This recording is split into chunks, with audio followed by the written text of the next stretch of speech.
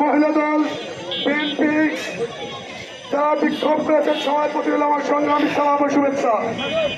সংগ্রামী সাথী ও বন্ধুগণ, আমাদের কেন্দ্রীয় ঘোষিত প্রোগ্রাম আগামীকাল আমরা সকাল থেকে সারাদিন আমরা মাঠে থাকবো।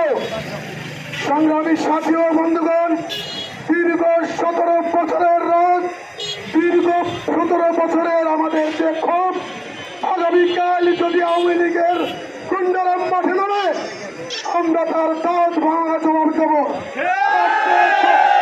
আপনারা প্রস্তুত হয়ে আসবেন, কারো বলার অপেক্ষা রাখবেন না।